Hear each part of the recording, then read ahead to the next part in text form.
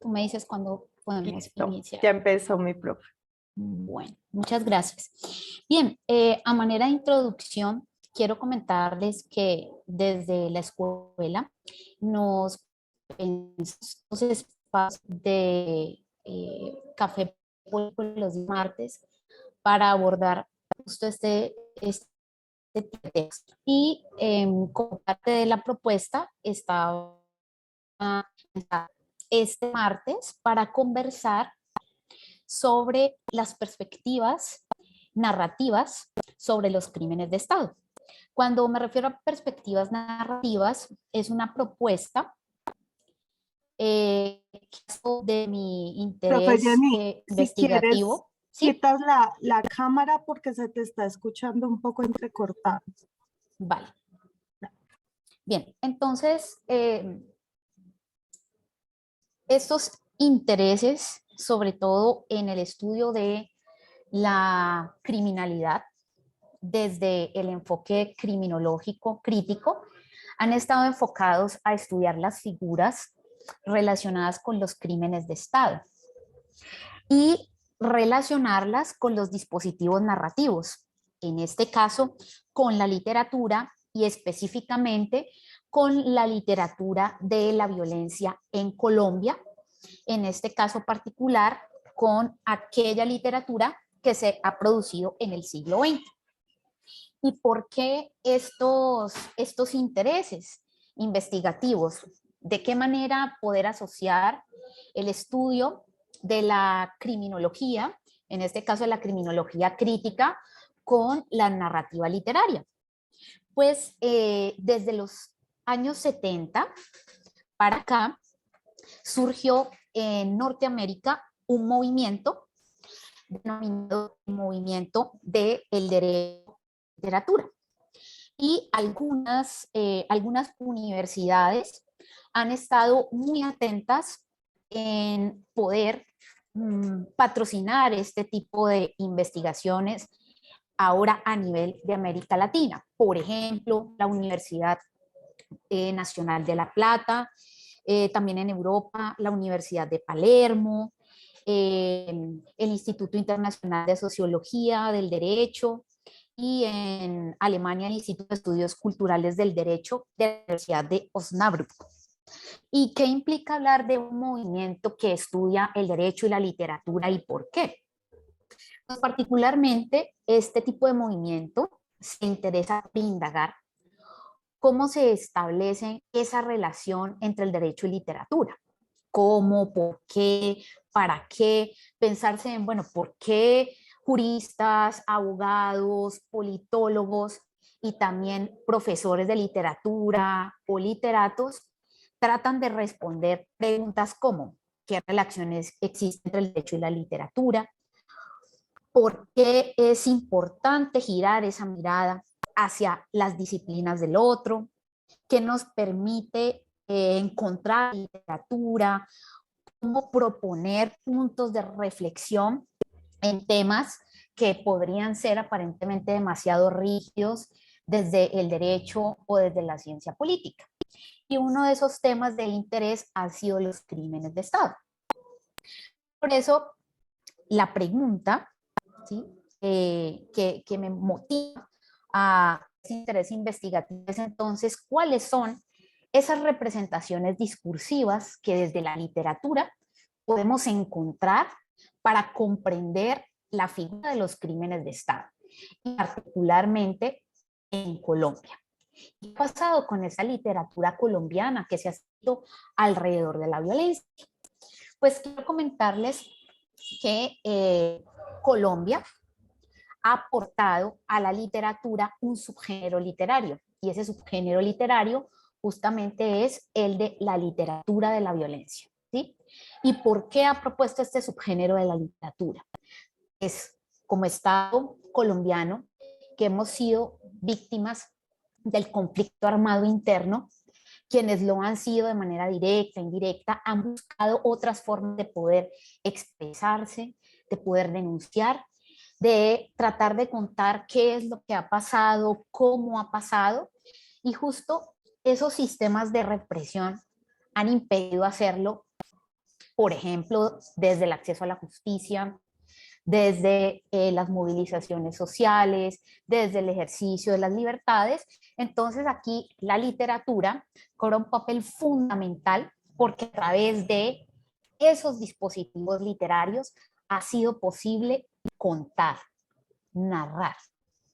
Y aquí recuerdo un texto bellísimo de Walter Benjamin, un ensayo de hecho, que él titula La obra de arte en la época de su reproductibilidad técnica. La titula así. Y ¿qué plantea Walter Benjamin sobre esas relaciones entre el arte y otras disciplinas? En este caso el derecho, la ciencia política, la sociología. Él plantea lo siguiente, que justo las condiciones de producción y de existencia de la obra de arte con el mundo se gestan a través de un acto creativo, pero ese acto creativo distingue dos lugares de valoración. En una, la obra de arte puede ser un testigo o un documento vivo. Entonces, miren aquí la importancia justo de esta relación entre esta temática, que es la violencia en nuestro país, narrada, por ejemplo, a través de la literatura, ¿sí?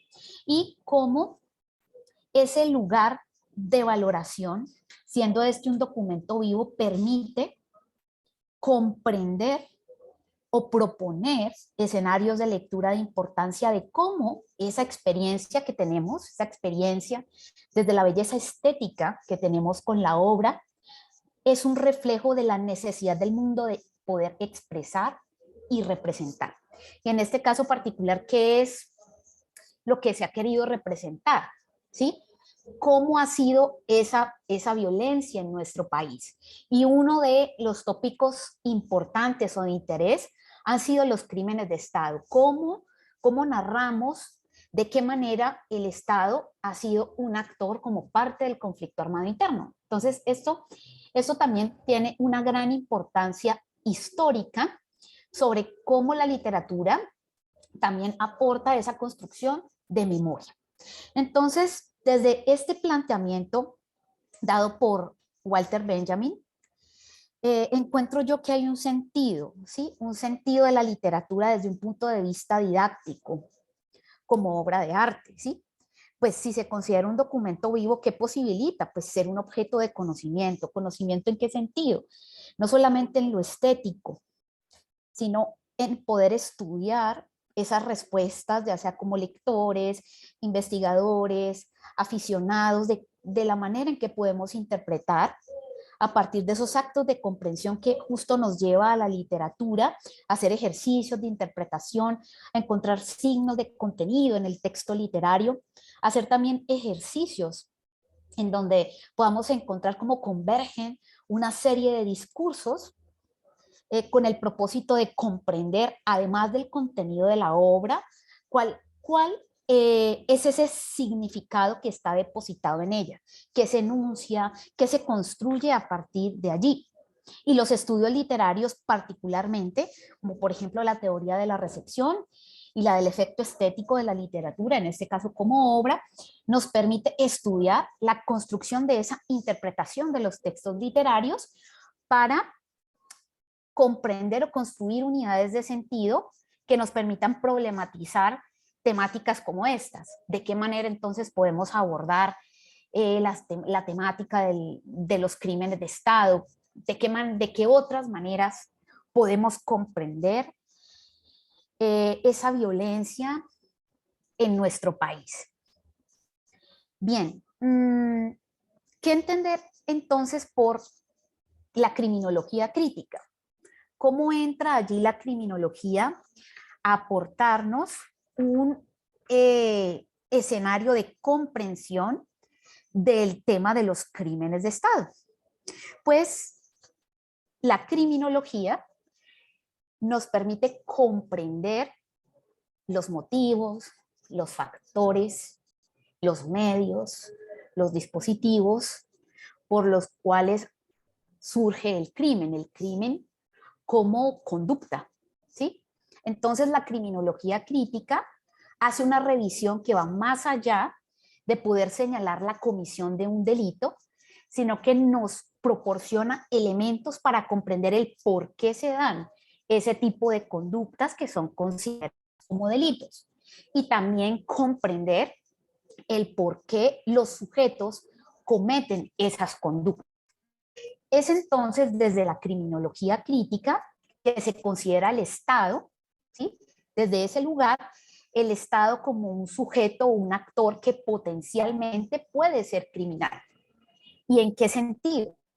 En el sentido en que puede disponerse de él, tanto su estructura como instituciones, sujetos que lo representan, para la comisión de delitos. ¿Sí? Allí en la diapositiva que ustedes pueden observar, yo señalo algunos de ellos. Por ejemplo, la comisión de delitos de trascendencia internacional. Ejemplo, el genocidio, las masacres, las desapariciones forzadas, lo que denominamos ahora falsos positivos, y también la complicidad del Estado cuando fortalece otro tipo de estructuras criminales. Por ejemplo, el paramilitarismo, las bandas criminales organizadas. Entonces, la criminología nos permite comprender que cuando estamos hablando de crímenes de Estado, son todas aquellas conductas delictivas en las que el Estado dispone toda su estructura y también quienes lo representan. En ese orden de ideas, Zaffaroni reflexiona desde la criminología crítica y define los crímenes de Estado como unos crímenes de trascendencia global que deben estar en el debate del derecho penal y también epistemológico de la criminología contemporánea. ¿Y esto cómo está asociado a la comprensión, por ejemplo, del conflicto armado interno? ¿Cómo el Estado participa en ese tipo de conflictos? Entonces allí empezamos a estudiar esa estructura criminal, ¿sí? Y justo Ferrajoli menciona que una de las características de ese tipo de criminalidad son las formas en las que ese poder es ejercido. En este caso, ¿por quién? Pues por el Estado a través de quién, de sus instituciones o sus agentes, ¿sí? Un ejemplo de esto es la aplicación de técnicas de neutralización. ¿Y qué entender como técnicas de neutralización? ¿Sí? Son aquellas conductas que se camuflan, ¿sí? Que se camuflan en algunos momentos para justificar acciones por parte del Estado. Aquí es cuando estamos hablando de catalogar personas, grupos, colectivos como enemigos internos, por ejemplo, y de esta manera se justifican acciones delictivas como la comisión de masacres, de magnicidios, de crímenes de lesa humanidad, pero en ningún momento se asume una responsabilidad. Antes, bien, se invierte el concepto, no somos responsables, ¿sí? O no soy responsable como Estado, sino que por esos actos me considero como un héroe o en su momento como un mártir, ¿sí? En el texto que les menciono, lo voy a leer textualmente, Zaffaroni dice lo siguiente: desde este lugar, la criminología crítica debe ocuparse de los discursos que los fomentan, ¿sí? ¿Mediante qué? Mediante el refinamiento de esas dichas técnicas de neutralización. Y debe ser por esto un objeto de estudio de la criminología el comportamiento de los teorizadores que fabrican esos discursos y de quienes difunden por medios masivos también de comunicación este tipo de técnicas de neutralización. Entonces, lo que podemos ver a través de los crímenes de Estado es cómo se ejercen ese tipo de poderes que obedecen a la configuración de lo que se ha denominado un tipo de violencia estructural, que es sistémica, que es institucional y que quien la ejerce tiene un propósito. ¿Y cuál es ese propósito?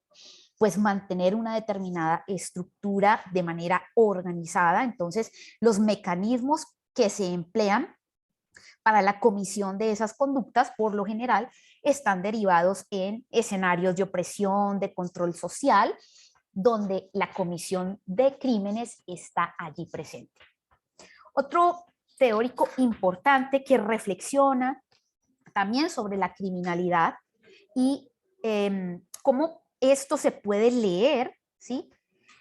Socialmente, es Lamneck cuando plantea una serie de teorías de la criminalidad, y en esas teorías de la criminalidad él propone observar los crímenes de Estado asociados también a lo que se ha denominado también políticas de muerte que de una u otra manera han sido legalizadas.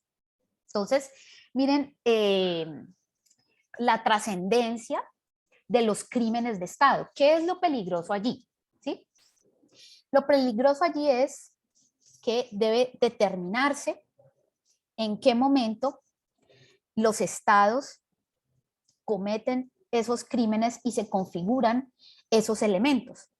De allí parte del negacionismo histórico, en que muy difícilmente un estado voluntariamente va a reconocer que ha cometido crímenes. Entonces, para que esto sea posible, es necesario que se asuma, por ejemplo, un tipo de justicia internacional o un tipo de justicia de transición o transicional, por ejemplo, como la que en estos momentos tenemos en nuestro país. Es desde esos dos escenarios donde se abre la posibilidad de poder estudiar esa configuración criminal. Ahora bien, ¿cuál es el lugar desde aquí de la literatura? ¿Sí? Pues resulta que en la literatura podemos encontrar dispositivos narrativos que nos permiten intuir, ¿sí? Tratar de develar que ese tipo de conductas y de prácticas han existido en nuestro país. Y aquí me adentro en el escenario literario. La literatura de la violencia en Colombia, como les mencionaba hace unos minutos, ha sido el aporte, uno de los aportes que ha hecho a nivel de géneros literarios nuestro país. ¿Y por qué? Porque inicialmente este tipo de literatura se presentó de carácter testimonial y de denuncia, ¿sí? Eso quiere decir que al principio no interesaba ni el estilo, ni el uso de dispositivos literarios complejos, ni de estructuras de ficcionalización, ni de formas emboladas de escribir, de narrar, sino que aquí la literatura pasó a ser un medio para dejar un testimonio de qué, de lo que estaba sucediendo. Entonces, en un primer orden, ese tipo de literatura testimonial y de denuncia se caracterizó por narrar con el mayor detalle posible todas aquellas diversas formas de violencia que estaban asociadas a lo que se denominó en un primer momento la gran época de la violencia entre los liberales y los conservadores. Pues resulta que esto también impactó de esa manera las denominaciones en la literatura. Y el tipo de literatura que se escribió en nuestro país desde 1930 a 1945 se caracterizó por ser así. Era una literatura testimonial en donde se narraban el ejercicio de esas violencias, no solamente entre las disputas de los políticos de ese momento, sino también el surgimiento de otro tipo de violencias en las que el Estado participaba, ya sea financiando, ¿sí? Haciendo controles territoriales, participando en la comisión de conductas, básicamente como por ejemplo los desplazamientos forzados. Entonces tenemos una novela muy importante de este momento que se denominó Viento Seco, ¿sí? Más adelante les voy a presentar un análisis criminológico de esa novela para estudiar esas formas de ejercicio de la violencia del Estado. Y en esta novela de Daniel Caicedo, él hace un ejercicio narrativo de cómo se vivió una masacre, ¿sí? En el norte del Cauca y de qué manera también hubo presencia allí del Estado, por ejemplo, con las fuerzas militares y el paramilitarismo en la comisión de masacres. Miren cómo desde este lugar narrativo, ¿sí? Prevalecerán más acontecimientos históricos al momento de narrar, de contar. Ya luego viene un segundo momento, y es un tipo de novela que ya no va a ser estrictamente testimonial, sino que va a tener como características incorporar elementos ya de figuras literarias, ¿sí? Pero no han dejado de lado el ejercicio narrativo. ¿De qué? De esta violencia. Una de las novelas importantes es Ciervo sin tierra. ¿Sí? Ciervo sin tierra se escribió en el año de 1954, ¿sí? Eduardo Caballero Calderón representa allí como autor el drama de los campesinos, ¿sí? De todas las épocas, las víctimas de la barbarie, a las que son sometidos los campesinos en los campos, cómo se apoderan de sus bienes, de qué manera se siembra el terror, la muerte, cómo los campesinos pasan a ser denominados por el autor así, los eternos desposeídos, los huérfanos de todos los gobiernos. De hecho, en esa novela se plantea la gran mentira, por ejemplo, del surgimiento del Banco Agrario, que conocemos hoy como Banco Agrario, y de hecho en la novela se menciona esta temática de la posesión de la tierra y cómo se ejerce el poder sobre la tierra. ¿Sí? Otro texto, otra novela bellísima en este segundo momento de la literatura también de Eduardo Caballero Calderón es El Cristo de espaldas y El buen salvaje. ¿Sí? Y en El Cristo de espaldas lo que se representa allí es de qué manera entran en tensión o en conflicto estos poderes que tienen intereses en la forma de gobierno de la época. Y cuando hablo de poderes planteados desde la novela, está quien tiene el ejercicio del poder desde lo religioso, ¿sí? Desde el manejo de las relaciones materiales, desde el manejo territorial de ese lugar, ¿sí? Por aquí en el chat Víctor nos dice La rebelión de las ratas. Sí, la rebelión de las ratas es también un buen ejemplo, una muy buena novela escrita por Fernando Soto Aparicio, ¿sí? Y justo desde La rebelión de las ratas, en un texto bellísimo sobre el manual de la literatura colombiana de Fernando Ayala Poveda, él resume la obra diciendo que es un relato sobre una rebelión de los mineros en Timbalí, pero esa rebelión de los mineros deja como resultado la muerte de la mayoría de ellos, pero allí podemos leer, por ejemplo, las formas de opresión, la miseria, los extremos de la pobreza, la barbarie, cómo se presentan escenarios también de prostitución, de alcoholismo, ¿sí? Y sobre todo de las formas de explotación que son ejercidas por los capitalistas contra los pueblos oprimidos, en este caso, pues los mineros, ¿sí? Y viene otro escenario importante de esta literatura de la violencia, y ya es una producción literaria, ¿sí? Que va mucho más allá de lo testimonial. Aquí ya no es tanta la necesidad de denunciar literalmente y tan abiertamente, sino que aquí empiezan a recobrar otras dimensiones narrativas. Cómo se puede jugar con el espacio, con el tiempo, sin dejar de narrar. Entonces, tenemos ejemplos más importantes, como por ejemplo 100 años de edad, que es lo que han denominado como una novela que hace parte del realismo mágico, pero de un realismo mágico que no es ajeno justo a la construcción de esas realidades desde el uso metafórico que hace Gabriel García Márquez a través del pueblo ficticio que crea, que es Macondo, y él plantea allí grandes reflexiones sobre la historia violenta de Colombia y de Latinoamérica, ¿sí? A través del uso de ¿qué? Justo de lo mágico. ¿Y cómo lo narra? A través de ese lenguaje fantástico, ¿sí?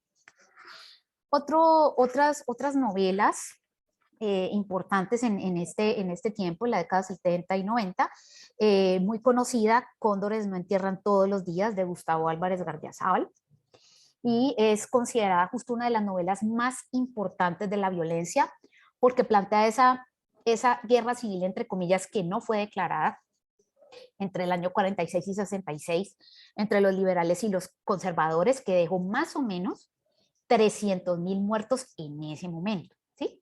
Y justo esa novela narra la historia de León María Lozano, el Cóndor, ¿sí? Que existió como el hombre aparentemente más piadoso y religioso de la ciudad de Tuluá, pero que luego se convertiría en el verdugo del pueblo, el terrorista conservador. Entonces, este tipo de novelas luego van a motivar a escritores y escritoras más contemporáneos y contemporáneas. Entonces tenemos, por ejemplo, a la autora Alba Lucía Ángel. Ella escribió una novela bellísima que se llama Estaba la pájara pinta sentada en un verde limón, y desde su voz como mujer narra esa experiencia que vivió en el norte del valle y también en la zona del eje cafetero, ¿sí? Esa violencia partidista que la conmovió y crea esta novela. También empezamos a hablar de novelas, entre comillas, urbanas, ¿sí? Que narran ese tipo de violencia en las ciudades, y se sostiene desde allí que podrían también estudiarse cómo esas otras formas de violencia se desplazan a la ciudad. Entonces tenemos, por ejemplo, ya en el año de 1999, la novela de Rosario Tijeras, escrita por Jorge Franco, ¿sí? Y aquí plantea él cómo es la historia de Rosario en las comunas de Medellín y por qué recibe el apodo de Tijeras. Y allí lo que hace él es representar esa violencia urbana del narcotráfico y del sicariato, ¿ya? Entonces, ha sido catalogada como una novela que da un testimonio de la crítica, un testimonio crítico sobre esa situación del país al finalizar el siglo XX, y pues esta novela ha sido llevada al cine y a otros espacios de representación, básicamente audiovisual. También otra novela conocida, La lectora, de Sergio Álvarez, escritor, periodista, plantea allí ya la situación del secuestro, ¿sí? Y narra a través del personaje de la lectora esa historia de un secuestro. Esta novela creo que ganó un premio, creo que fue el premio Memorial Silverio Cañada, si no estoy mal, eh, por la manera en que es narrado ese tipo de criminalidad. También La Virgen de los Sicarios, Víctor, es un buen ejemplo de ese tipo de novelas consideradas que narran la violencia urbana. Satanás, ¿sí? Muy importante también esta novela escrita por Mario Mendoza. Es una novela también emblemática, donde la historia de Campo Elías Delgado como exmilitar de la guerra de Vietnam, siendo uno de los asesinos seriales más famosos de Colombia. Y a partir de esta situación, pues Mario Mendoza escribe, ¿sí? Novela esos escenarios de violencia. Hay otras, como por ejemplo Delirio, de Laura Restrepo, Al diablo la maldita primavera, de Alonso Sánchez. Entonces miren aquí cómo se nutre esa producción literaria en nuestro país, pero el hilo conductor es la violencia, cómo se narran esas violencias. Entonces, la propuesta de reflexión aquí es cómo a partir de esos cuerpos, de esos corpus literarios, podemos encontrar narrativamente de qué manera se ha hablado de los crímenes de Estado, ¿sí? Porque teóricamente lo que les presenté ahora nos da una idea de cómo comprender la figura, pero aquí la intención es de qué manera la literatura, partiendo de ese recorrido histórico que tenemos aquí en nuestro país, de ese tipo de producción literaria, ha comprendido, ha narrado y quienes lo han escrito, de qué manera han representado o encontrado el lugar de enunciación, como les comentaba ahora, de acuerdo a lo que plantea Walter Benjamin en ese bello ensayo sobre la obra de arte como reproductibilidad técnica. Entonces, ¿de qué manera nos puede suscitar esas reflexiones? En el chat me preguntaban sobre recomendaciones de novelas o de obras. Les recomiendo un texto que trata de hacer el ejercicio de recoger qué se ha escrito sobre la novela de la violencia en Colombia. Se titula En torno a la novela colombiana. Fue escrito por Ricardo Arango y el prólogo lo escribió Mario Mendoza. Les recomiendo ese libro. Ese texto ilustra muy bien a través del siglo XIX, XX y XXI, qué tipo de novelas sobre la violencia en Colombia nos permiten abordar estos temas, como en este caso, los crímenes. ¿Sí? Bien. ¿Hasta aquí alguien quiere hacer alguna intervención? Eh, ¿Alguna observación? Profe, una preguntita. Sí. Digamos, por qué ahorita o sea, los crímenes de Estado siempre han sucedido, ¿cierto? Yo me acuerdo que digamos, antes había los famosos grupos de limpieza y de cierta manera eso era aceptado dentro de la comunidad, ¿sí? De hecho, pues se daba mucho aquí en Bogotá eso de que aparecían los cuerpos y toda esa vaina. Pero la pregunta es, ¿por qué? O sea, porque me trae a la memoria ahorita lo que decía esta tarde el padre de Ruth, que decía que por qué permitimos que esto llegara hasta estas instancias, ¿cierto? O sea, el hecho de que antes si hubiera aceptado eso, dio pauta para que poco a poco se fuera aceptando esa violencia de los agentes del Estado. Sí, mira, lo que pasa es que si eso lo leemos desde la criminología crítica, eh, es a través de la existencia de la política criminal. Es decir, que los estados definen qué consideran como delito y qué no consideran como delito. Luego entonces existirán algunas prácticas que sean asumidas o sean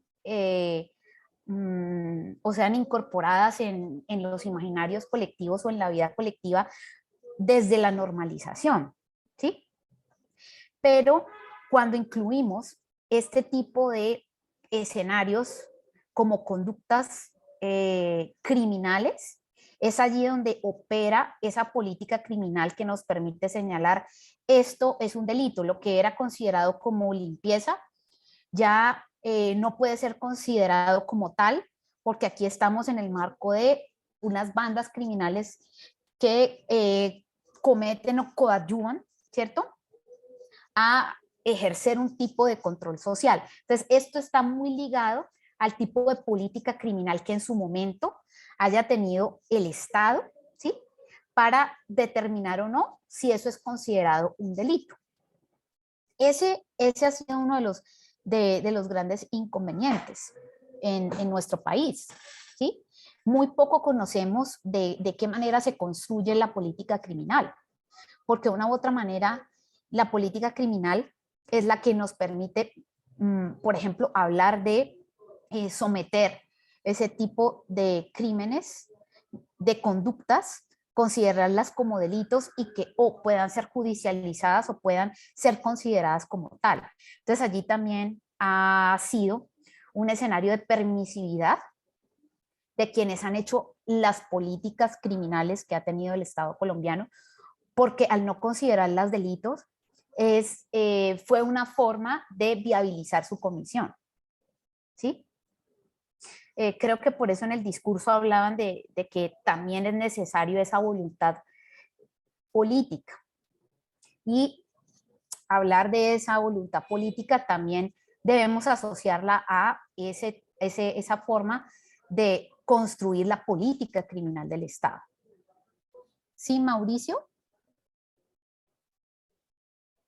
Buenas noches, Sí, buenas adelante. noches. ¿Cómo ha estado? Muchas gracias. Es que me llama mucho la atención porque no sé si estás hablando de política criminal como esa herramienta metodológica que está a cargo del sistema judicial y de política de seguridad, o de esa política, digamos, criminal que se lleva una estructura de una construcción social. Porque es que veo que hay una mezcla entre la política, porque la política criminal sí tiene elementos normativos, dogmáticos y jurisprudenciales y de derechos humanos, como se construye el modelo político. Y por eso hay que abarcar desde el 91, cuando hablamos de un Estado social de derecho, a un Estado de derecho, porque no podemos hacer una lectura sin tener en cuenta las líneas o esos líneas en el tiempo y la construcción de las realidades y de los conceptos que se manejan, porque a la luz de hoy, y yo vi hoy esa comisión de la verdad y me mezclan algunas cosas como institucionalidad, que es un concepto muy moderno hasta donde yo estructuro un tipo de violencia. De pronto los que llamamos añitos en la vida, conocemos esos dos cambios, ese cambio de estado social, de ese estado de derecho, estado social de derecho y sus políticas y demás. Lo que sí es claro es que ha habido una instrumentalización de algunos conceptos y se han llevado a las prácticas hasta las instituciones y ha afectado a la institucionalidad, estoy de acuerdo, pero la institución no podemos desconocerlos porque ellos tienen unos orígenes muy claros y propios y que en el camino de la construcción humana se deterioran. Entonces, sí quisiera que me aclaras si tú estabas hablando de política criminal como esa herramienta de la construcción que tiene parámetros y que digamos, desde el ámbito del derecho y salud, que es el que manejo, tiene cosas muy claras. Entonces eso, porque si no quedo como que no sé para dónde coger. Muchas gracias, Ale. Muchas gracias, compañero. Sí, yo me estoy refiriendo al concepto de política criminal, justo como tú bien lo decías, como esa herramienta metodológica que va a permitir construir un tipo de política, ¿sí?, pública, que deba tener como objeto justo a reflexionar sobre aquellos comportamientos que se consideran criminalizados o criminalizables, como por ejemplo los delitos, las contravenciones, ¿sí? Y frente a los cuales pues es necesario establecer medidas, ¿sí? Y los fines de esas medidas. Allí ya entra a tener justo esa conexión con la ley penal, en donde ya esas conductas y contravenciones van a ser consideradas como delitos. A eso me estaba refiriendo. Y pues posteriormente, ¿qué tipo de estrategias pensarse que estén orientadas a prevenirlas, a controlarlas, a sancionar esa criminalidad? Y si vamos más allá, entonces, ¿cómo se van a qué tipo de atención y de participación van a tener las víctimas y también el tratamiento que van a tener aquellos que en su momento serán condenados por esos delitos? A eso me refería cuando utilicé el término de política criminal. Bueno, señora, sí, ya queda un poco más claro porque tiende a uno a una línea muy oscura y es que esta metodología está establecida. De hecho, no es alejada de las democracias. Es un método de poder porque es la última línea. Lo que pasa es que en América Latina la política criminal ha sido el primer elemento como de manejo de los conflictos y existen otros métodos que no han tenido carrera en Latinoamérica por el desconocimiento y por conceptos culturales o sesgos de confirmación sobre el comportamiento y la construcción social, porque se nos olvida que la construcción social no está basada en elementos exegéticos, sino dentro de esa interacción entre todos los cuerpos y personas que hagan parte de ello. Eso es lo que pienso yo que es lo que ha minimizado algunas instituciones equivocadas sobre el reconocimiento a la violencia y lo ha llevado a todos los niveles culturales y a todos los niveles y ámbitos y y como digo yo, toda la piel de este territorio. Es por eso, es por la mayoría de sesgos y sesgos de confirmación. Ujú. Muchas gracias. Alejandro.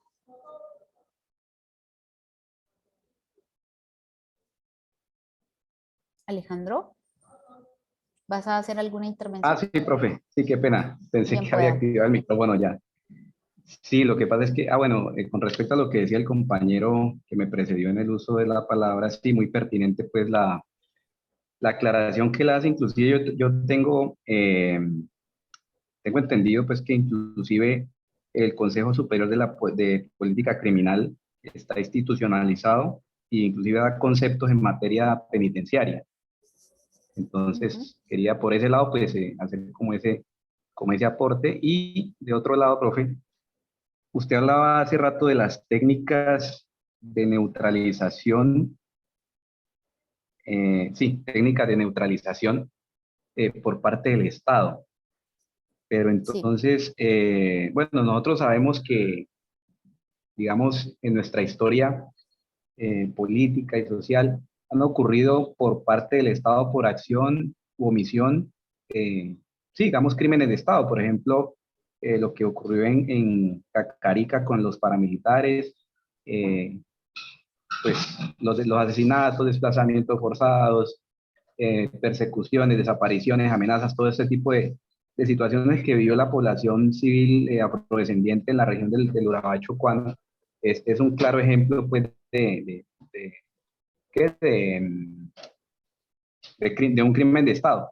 Pero entonces, normalmente uno ve que siempre los altos funcionarios del Estado, cuando hay operaciones militares en contra de las estructuras criminales, pues se refieren a, o mejor dicho, utilizan el término neutralización cuando se captura o, digamos, se da de baja pues a un integrante de esta estructura, entonces se habla de que se neutralizó.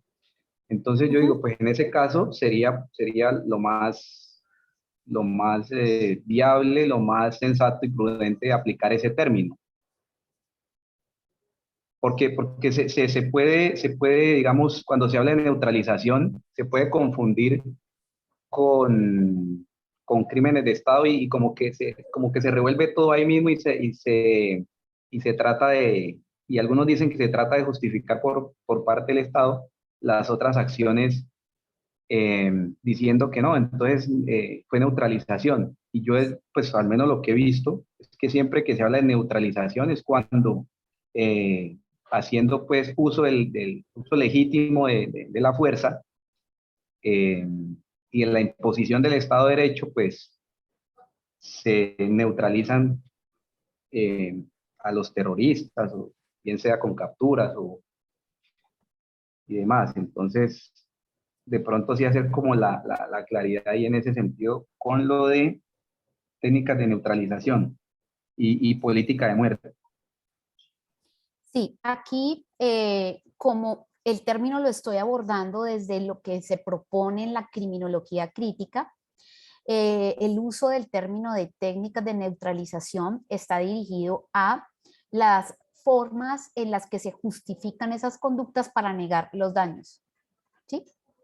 Los daños ocasionados y los propósitos por los cuales esas conductas son realizadas y los móviles que están implícitos en ellas, ¿sí? ¿Por qué? Porque al negarse el daño, al justificarse ese tipo de conducta, pues esto implica afirmar que no existiría delito. Y justo este tipo de estrategia, tanto en el discurso, que también mencionaba yo ahora el discurso, y los mecanismos, los medios y sobre todo los métodos, básicamente, que son utilizados para la comisión de esas conductas, buscan justificarlas justo para negar ese daño y decir, no, aquí no hubo delito, ¿sí?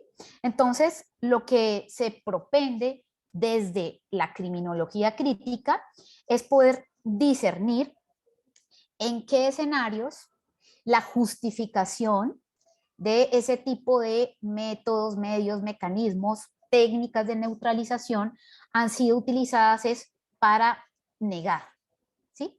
Negar el daño, negar la comisión del delito o para ocultar, ¿sí? Esos intereses y esos objetivos que están allí implícitos en la comisión de esas conductas. Desde ese lugar de la criminología crítica, eso es lo que se conciben como esas técnicas de neutralización, ¿sí? Ayudadas por la construcción, por supuesto, de un discurso que busque legitimar esas prácticas, y quienes las cometen no sean considerados o como delincuentes o como criminales, sino que sean considerados como en algún momento héroes, ¿sí? O lo que yo indicaba ahora, o mártires, ¿ya? Bien, entonces, ahora sí, ¿de qué manera entonces vemos esta relación literatura, criminología, en clave de identificar cómo se han narrado los crímenes de Estado en nuestra literatura de la violencia? Entonces, yo planteo aquí que el texto literario posibilita analizar esas relaciones, cómo se ejercen esos poderes, ¿sí? Y aquí señalo algunas formas: económicos, políticos, sociales, militares, culturales. Ahora que les muestre el ejercicio que hice con una de las novelas de la primera época de la literatura de la violencia, en unas gráficas, identifico cómo podemos leer esas modalidades. Aquí en el chat nos dice Edwin: a modo personal opino en mi condición de víctima del conflicto que por más verdad que expongan, mientras no tengamos justicia en nuestro país, no sellará sus heridas. Muchas gracias por tu intervención, Edwin. Entonces, también podemos leer a partir de allí esos mecanismos, ¿sí?, por los cuales se expresan esos dichos poderes y cómo se traducen en la comisión de delitos, en este caso, por ejemplo, por agentes estatales o por particulares que actúan en complicidad o por tolerancia del Estado. Entonces estamos también ahí en el plano de la omisión. Lo que yo quiero plantear aquí es que algunos textos de nuestra literatura de la violencia en Colombia nos posibilitan acercarnos a esas comprensiones de ese tipo de crímenes, ¿sí? Por eso la relevancia en esos dispositivos narrativos. Entonces la criminología crítica se convierte en una herramienta que nos permite hacer esos ejercicios de comprensión sobre esas formas de violencia que son representadas a través del discurso literario, en este caso concreto a partir de la obra de arte. Es aquí entonces como esto se convierte en un escenario en que podemos analizar, yo lo he determinado así, un universo de sentidos, y que nos hace posible establecer esas interrelaciones con disciplinas de las ciencias sociales, de las humanidades. Por ejemplo, desde la sociología de la literatura, es muy importante abordar el hecho literario como un hecho social. Hay una autora que hace ese tipo de reflexiones desde la sociología de la literatura, Giselle Zafiro.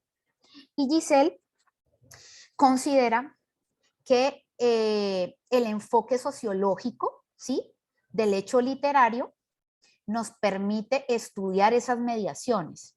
Sí, ella lo menciona así: esas mediaciones entre las obras, en este caso las obras literarias, y las condiciones sociales en las que esa obra literaria fue producida, ¿sí? Entonces, si a partir de esta premisa planteada por Zafiro vemos la literatura de la violencia en nuestro país, podríamos decir qué importante es entonces las obras literarias sobre la violencia en Colombia, si a partir de esas obras podemos leer en qué condiciones sociales la obra misma fue producida. Recuerden que cuando les hacía el esquema de los periodos de este tipo de literatura, yo les mencionaba que en un primer periodo lo importante fue lo testimonial y la denuncia. Luego en un segundo periodo fue cómo se narraban aquellos acontecimientos históricos considerados por los autores de ese momento como relevantes para comprender la violencia en nuestro país. Y en un tercer periodo, cómo se incorporaron ya otros elementos literarios, ya más de ficción, para construir otras formas de narrar esa violencia. Entonces, la autora, en este texto sobre sociología de la literatura, señala que es muy importante poder encontrar estas otras perspectivas, ¿sí?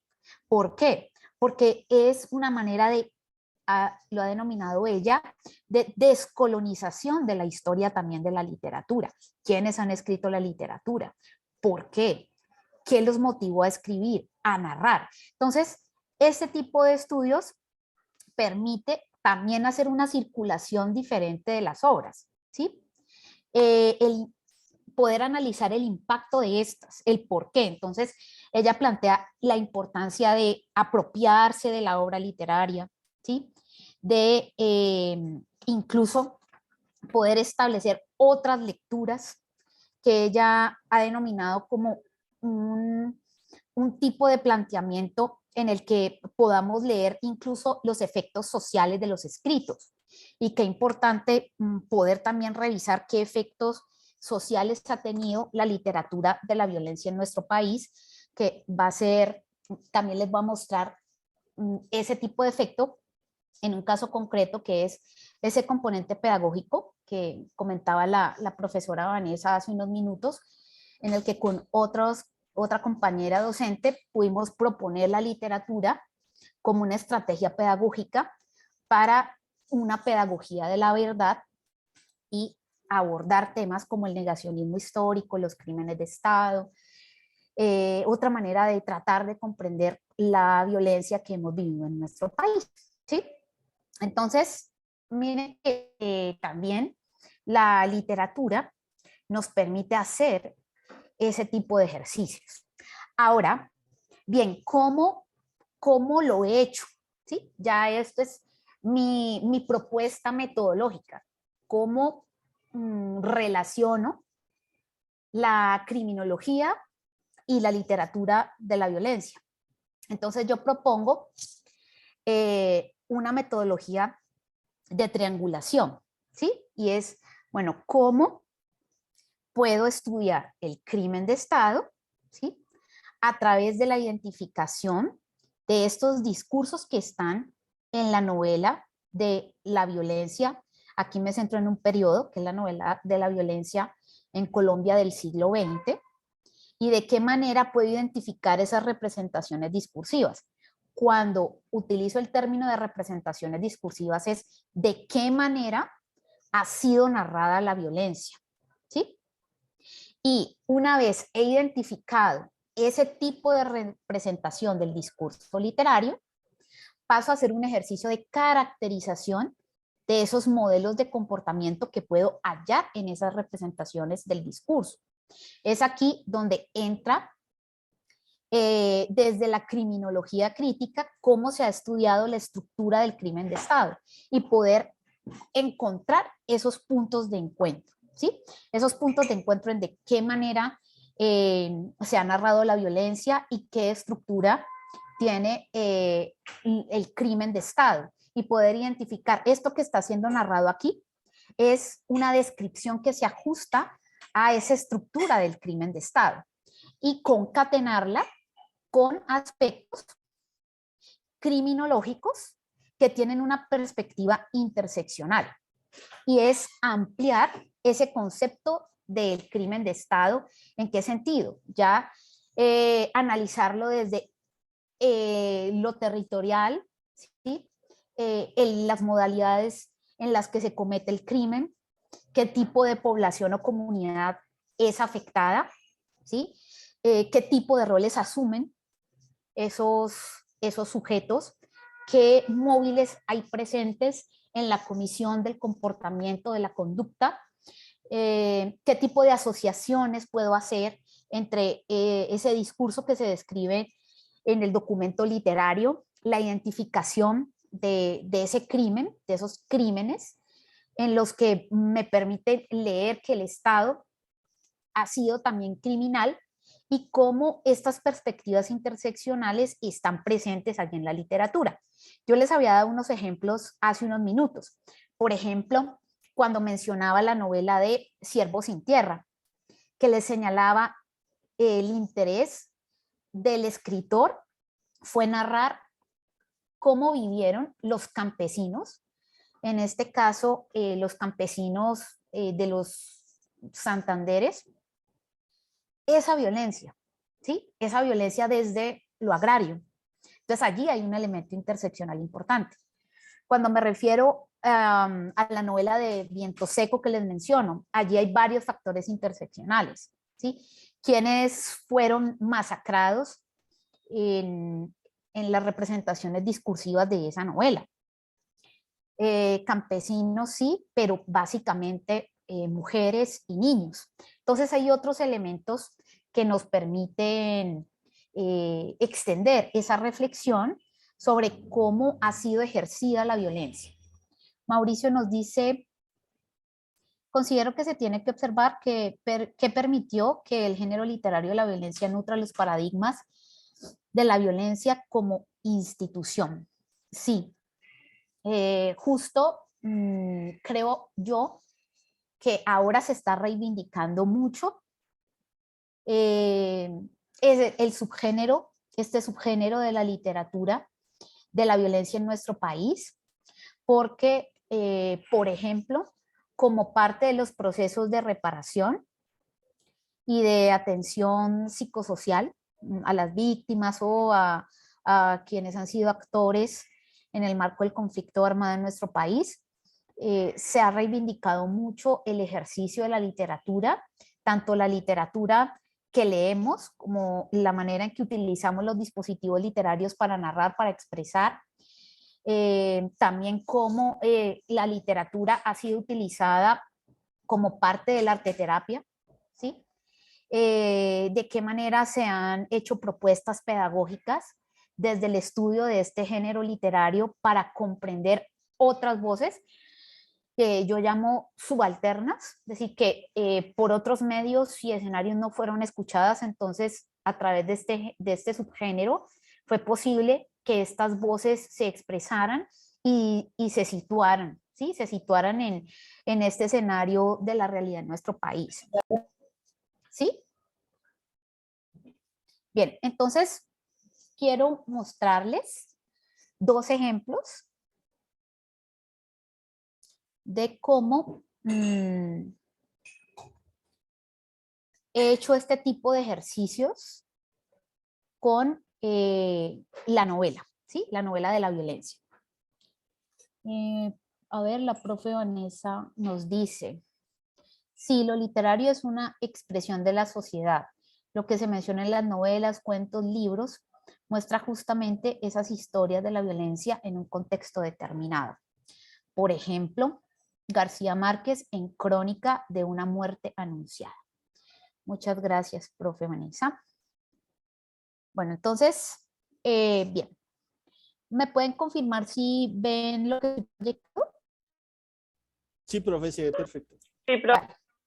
Bueno, muchas gracias. Bien, entonces, miren. Un poquito. ¿Sí? ¿Lo amplío? ¿La letra? Un poquito, mi profe, muchas gracias. Bueno, espérate un segundo. Es que algunos tenemos ya hartos años, profe. Ay, no, pues no, mírenme a mí que yo con Mentiras, gafas. No, ya, eso creo que no es de edad. Bien, entonces, bueno, contexto. Esta es una propuesta de análisis literario criminológico de una novela de la violencia, ¿sí? Esto hace parte de la metodología que les mencionaba hace unos minutos. Entonces, ¿qué novela tomo como ejemplo? Tomo como ejemplo la novela Viento Seco, les recomiendo que la puedan leer, de Daniel Caicedo. Entonces, en esta novela, ¿qué quiero analizar? ¿Qué analicé? ¿Cuál es la violencia estatal y la violencia paraestatal que es narrada en la novela? Entonces, lo primero que hice fue situar la referencia histórica en Colombia de la novela. Recuerdan que ahorita cuando les hablaba de Zafiro sobre la sociología de la literatura, cuando les indicaba que ella menciona que el enfoque sociológico del hecho literario también nos debe proporcionar esas condiciones sociales de la producción de la obra. Entonces, en el caso de Viento Seco, ¿qué vamos a encontrar narrado en la novela? ¿Sí?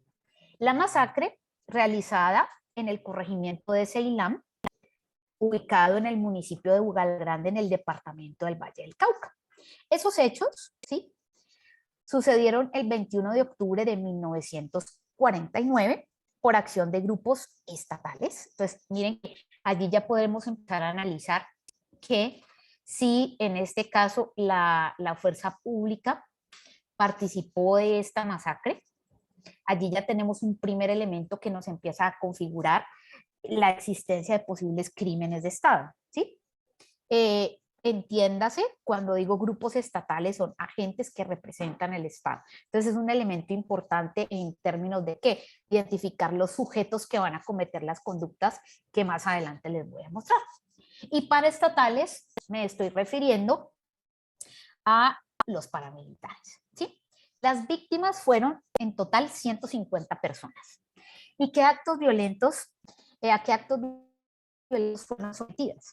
Tortura, ¿sí? En ese momento pues pillaje, que es un tipo de hurto, incendios, desapariciones forzadas y aprehensiones o capturas ilegales, ¿sí? El actor principal de esa masacre fue José María Lozano, y uno de sus ayudantes, Santiago, fueron los autores intelectuales y también materiales de esa masacre, ¿sí? Ahora bien, ¿qué referencia nos da la novela Viento Seco? Entonces aquí hago una lectura del tipo de valor que me da la obra literaria. Entonces, tiene un valor literario, ¿sí? Aquí hablamos de que es una novela de tipo testimonio, la intención de denunciar, ¿sí? También aporta esa memoria histórica de qué pasó en la masacre de Ceilam, registra situaciones de violencia bipartidista, ¿sí? Y marca también una temporalidad, ¿sí? Entre los años 40 y 50. El valor académico de la novela, entonces, posibilita esa novela hacer lecturas críticas afines a disciplinas de las ciencias sociales. Entonces doy ejemplos: sociología, criminología, ciencia política, ¿sí? Cultural también, escenarios culturales, permite reflexionar sobre los comportamientos humanos. Aquí no voy a emitir juicios de valor en términos de significar, señalar si está bien o no el comportamiento, sino cómo comprendo ese comportamiento, cómo comprendo lo que pasó. O sea que aquí en este ejercicio no hay ese tipo de juicios de valor.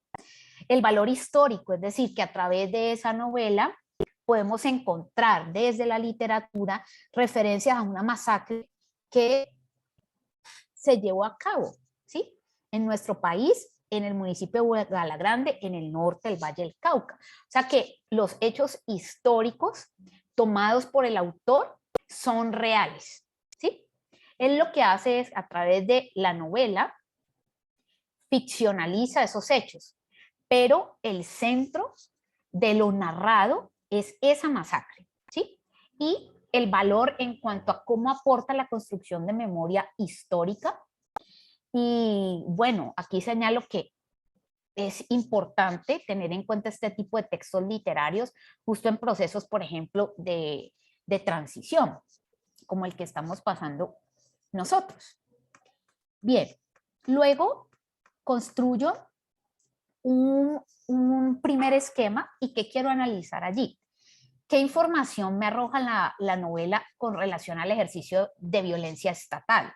Entonces identifico los actores que son señalados en la novela, las causas, las modalidades, las consecuencias, el tipo de víctimas, el modo de tiempo y lugar en el que esas modalidades, esos comportamientos están allí. Alcanzo a analizar algunos aspectos desde la legalidad en ese momento de la Constitución que teníamos vigente, ¿sí? De la Constitución de 1886. Entonces, por ejemplo, señalo como uno de los actores que describen en la novela el gobierno nacional de ese momento. ¿Qué tipo de modalidad señalo allí en cuanto al comportamiento, a la conducta? Torturas, mutilaciones, desapariciones forzadas, violaciones, castraciones, eso lo podemos encontrar en la novela narrado, ¿sí? También hay modalidades de ejercicio de violencia simbólica, agresiones verbales, prácticas místicas al momento de ejercer esas violencias, prácticas sexuales, prácticas también que buscan afectar psicológicamente a las víctimas, que en este caso buscan es avergonzarlas, ¿sí? Consecuencias de ese tipo de ejercicio de violencia. Entonces, desplazamiento, pérdidas materiales, usurpación al derecho de la tierra, trastornos de identidad, problemas psicológicos, hay desarticulación de las instituciones sociales, particularmente de la familia. Entonces, aquí lo que planteo es ese esquema, esos elementos que a través de la narración me presenta la novela, ¿sí? Más adelante, hago referencia a la violencia paraestatal, ¿sí? Entonces, ¿quiénes son ahora los actores aquí? Los chulavitas, los pájaros, civiles armados que nos identifican con los dos grupos anteriores, el detectivismo también privado, ¿sí? Ahí vuelvo y lo reitero como ese tipo de inteligencia privada, el ejercicio del espionaje. Todo eso lo podemos encontrar allí narrado en Viento Seco. ¿Qué modalidades? O sea, estos actores a través de qué escenarios expresan su comportamiento. Entonces, a través del ejercicio de una violencia física. Entonces, coincide con ese tipo de ejercicio de violencia también estatal, ¿sí? Hay, por ejemplo, conductas como el incendio, el terror, las amenazas, el pillaje, y miren que está muy asociado a esas consecuencias. El desplazamiento, las pérdidas materiales, la desarticulación. Entonces, lo que hago aquí desde la novela es plantear esas formas de reflexión y luego señalo esas modalidades de la violencia. Encontré 22 modalidades de ejercicio de la violencia en esa novela, ¿sí? Voy a mencionar algunas. Mutilaciones a los peones y trabajadores liberales, homicidios practicados con sevicia, castraciones y cortes de cuello y de lengua, aprehensiones ilegales, abuso de autoridad, actos de complicidad y ejercicio del principio de autoridad, incluso de la Iglesia Católica, privación a las víctimas del derecho de velar y llorar a sus muertos, porque en la novela relatan que son inmediatamente arrojados al río. Hay una privación del ejercicio de los derechos ciudadanos, porque antes de ser masacradas estas personas, en este caso los hombres, les son quitadas sus cédulas, ¿sí? Hay una inducción y ejercicio también al proxenetismo a las mujeres que son víctimas de esta violencia. Hay una posesión ilegal y violenta de tierras de las personas que fueron desplazadas. Hay un exterminio de grupos religiosos contrarios al de la Iglesia Católica. Entonces, profe, sí. Perdón que interrumpa ahí. ¿Y dónde están las organizaciones internacionales porque estas son cosas terribles que suceden en nuestro país y después pues da hasta pena? Pues claro que en otros países han sucedido también cosas espantosas, pero digo, ¿dónde estaban los organismos internacionales que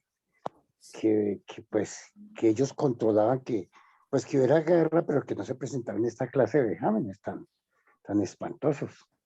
Lo que pasa es que en el momento... Ellos llevan más de siglo y medio. Sí, en el caso Yo creo que ni se enteraron. No, es que en esta novela de Viento Seco, la novela de Viento Seco es escrita antes de 1950. Por eso les señalaba a ustedes que este tipo de novela de la violencia en nuestro país corresponde Sí. a la primera, al primer periodo en el que, como no se podía hablar, no se podía denunciar, ¿sí? Se Como ahora utiliza, sí, los pero actores aquí, son los mismos, violentos. pero aquí se utilizó la literatura fuertemente para poder contar, decir, bueno, no puedo hacerlo no puedo hacerlo de otras formas, voy a acudir al dispositivo literario, voy a acudir al dispositivo literario. Puede ser que mis personajes sean Pepito Pérez, María Pérez, pero resulta que esas 150 personas que fueron masacradas en Ceilán son esas 150 personas que fueron representadas a través de los personajes que están allí en la novela. O a aquellos personajes que representaban a esos grupos paraestatales o a aquellos representantes o agentes del Estado no estaban señalados de manera directa en términos de utilizar nombres propios. Pero ante ese tipo de conductas o comportamientos como los que ustedes están viendo aquí, fueron víctimas las personas en la masacre de Ceilán. Entonces, el autor Daniel Caicedo fue una de las víctimas que logró salvarse, ¿sí? Entonces, lo que hace él es novelar esa situación. Pero la novela nos permite hacer esas lecturas, cómo fueron ese tipo de modalidades de violencias aplicadas allí. Ya luego yo las clasifico y esto también se puede corroborar si ustedes revisan los informes del Centro Nacional de Memoria Histórica, donde hacen referencia a las modalidades de la violencia, a qué tipo de modalidades de violencia han aplicado como parte del conflicto armado en nuestro país, y uno encuentra concordancia con esto que es narrado en este tipo de novelas. Cuando dicen, mire, es que hay un tipo de modalidad de violencia física. ¿Qué tipo de modalidad de violencia física prevalece allí? ¿Sí? O permanece o se instituye allí. Bueno, ¿qué significa, incluso desde el punto de vista del psicoanálisis, la castración? ¿Sí? La castración a una persona. La violación, la comisión de actos sexuales, que ustedes podrán encontrar en esta novela cortes en genitales masculinos y femeninos, incluso hasta práctica de la necrofilia, ¿ya? Hay unas modalidades también simbólicas, que ya las mencionaba, ¿sí? Los rituales. Corte franela. Sí, y de hecho rituales como beberse la sangre de las víctimas. ¿Quiénes? Pues quienes quedaron con vida, ¿sí? ¿Cómo se da la extracción de órganos? Por ejemplo, el corazón, ¿qué simboliza eso? ¿Cómo están presentes los fetiches en el conflicto, en el ejercicio de la violencia? ¿Sí? Y también los trofeos, entonces cómo se coleccionan las orejas, cómo se coleccionan los objetos de las víctimas como trofeos. Entonces, lo bello de este tipo de literatura, a pesar de que es doloroso también, es esa posibilidad de permitirnos comprender cómo se ha ejercido esa violencia, ¿sí? Y el segundo ejemplo que les quiero presentar está relacionado con lo que mencionaba hace unos minutos la profesora Vanessa, y es el resultado de un trabajo que se hizo a nivel de la Comisión de la Verdad a través de los nodos, ¿sí? Hubo unos nodos por departamento en los que se propuso hacer un tipo de laboratorios que se denominaron laboratorios de cocreación. Y en los laboratorios de cocreación se convocó la participación de docentes que trabajaran desde diferentes escenarios artísticos, ¿sí?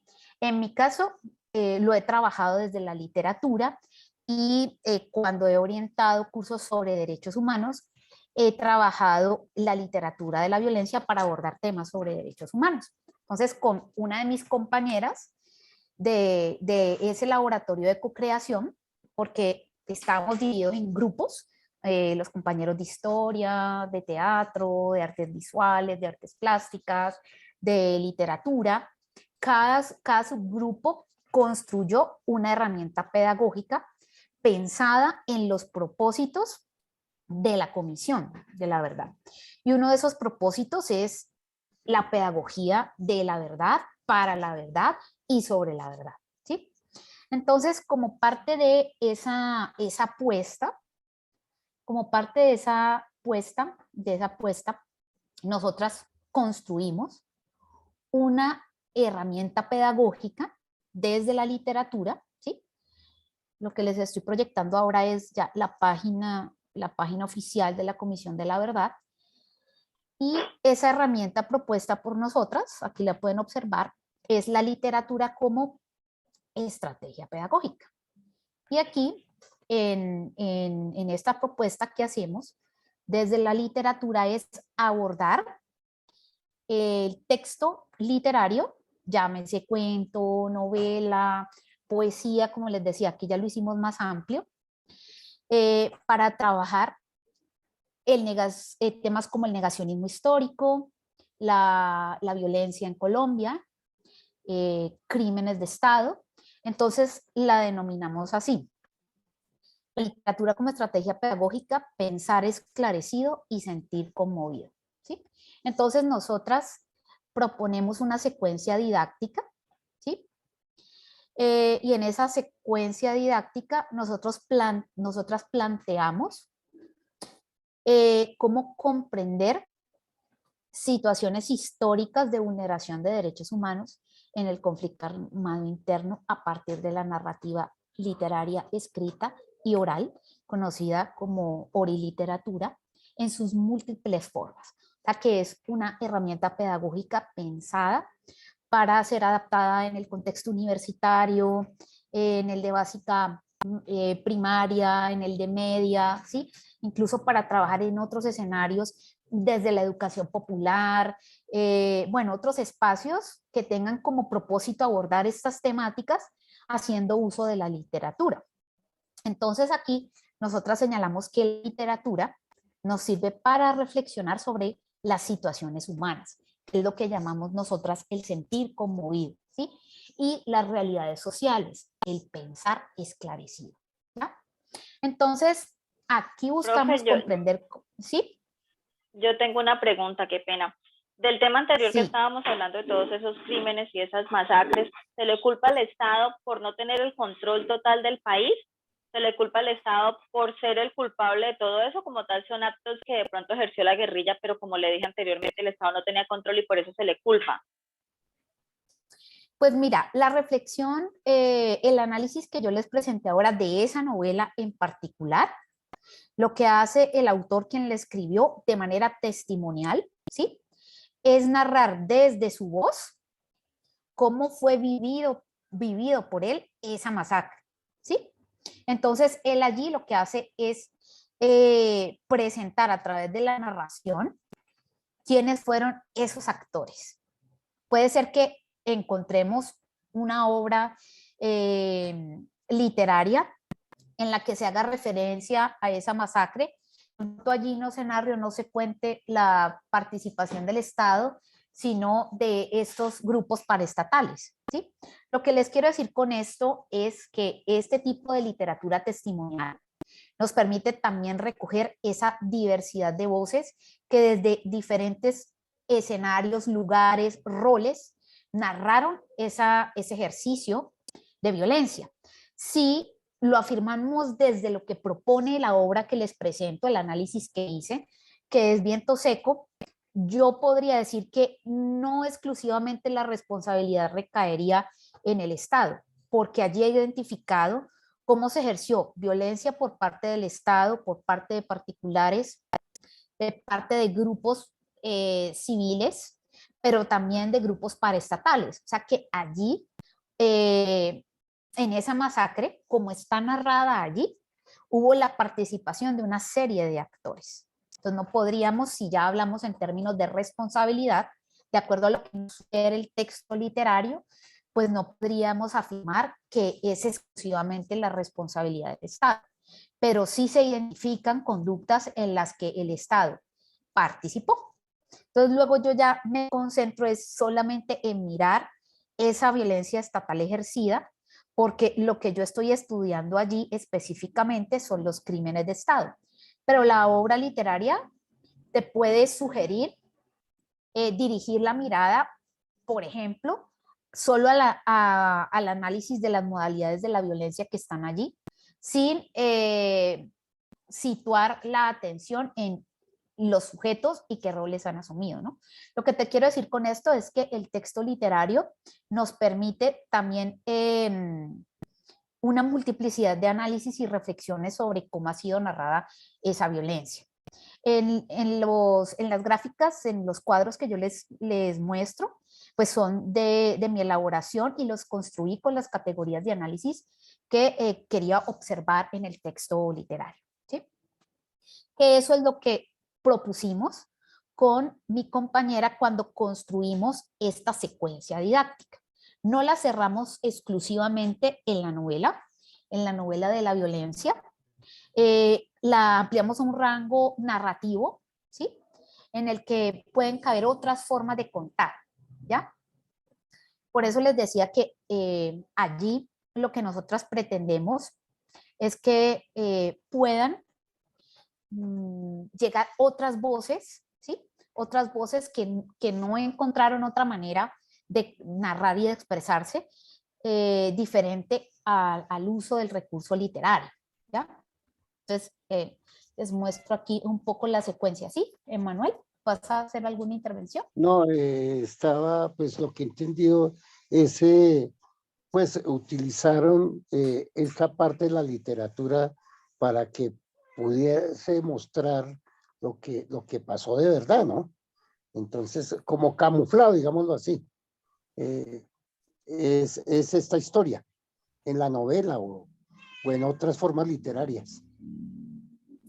Gracias, Emanuel. Víctor, ¿ibas a hacer alguna intervención? No, profe, es que casualmente estuve viendo también lo de la JEP, cuando se presentaron ellos hoy, fue hoy, sí, hoy o ayer, pues a hablar sobre las atrocidades de esa guerra y yo no sé hasta dónde es cierto el arrepentimiento de estos señores, pero lo que sí hay que tener en cuenta, profe, es que, digamos, y lo digo con muchísimo respeto, de que, digamos, yo no veo, digamos, en qué culpa tiene el Estado cuando ellos decidieron meter a esos pobres soldados en esos campos de concentración al estilo nazi que en ninguna otra parte del mundo se ha visto, a pesar de que hay otras sociedades donde también han sido muy violentas, ¿cierto? Entonces, pues son cosas que, digamos, presentan cierta confusión, sí, profe.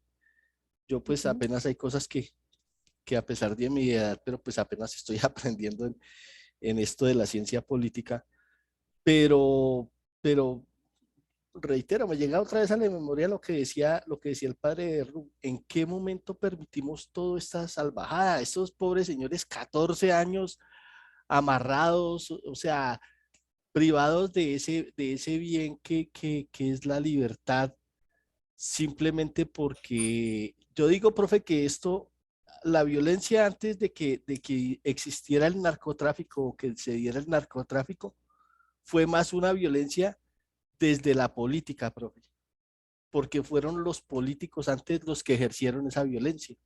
Sí, y de todas maneras, pues esos políticos están vinculados al Estado y desde ahí lograron mucha impunidad hacia ellos, hacia esos dirigentes que hacen las cosas así de esa manera, pero pues no sé, profe.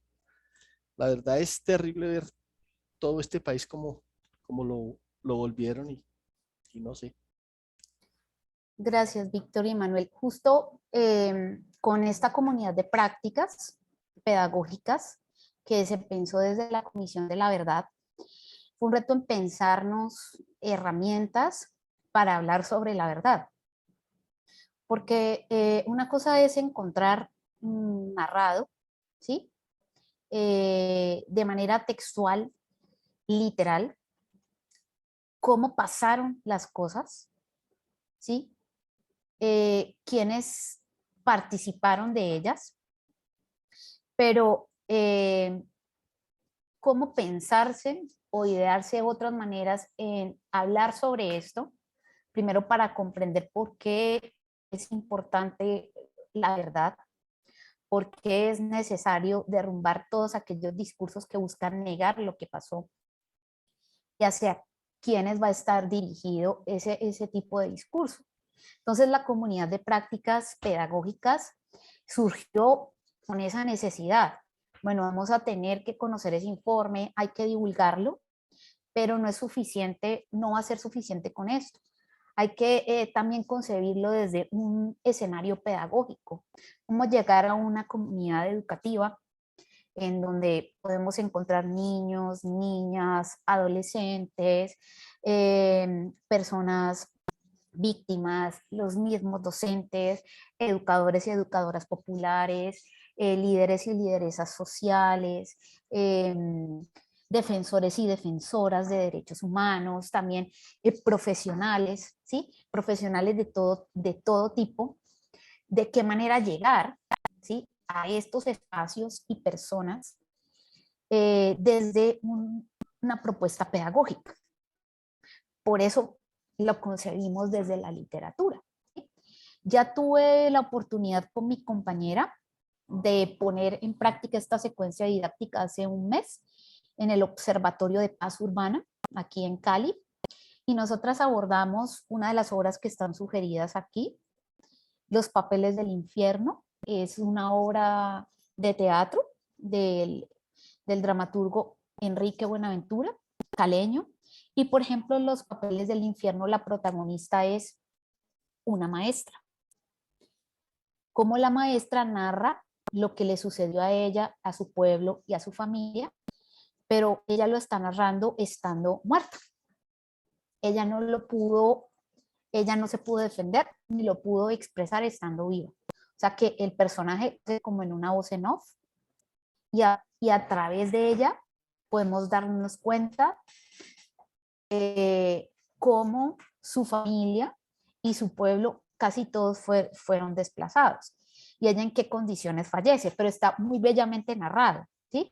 Y estábamos justo trabajando con una comunidad de docentes de educación popular.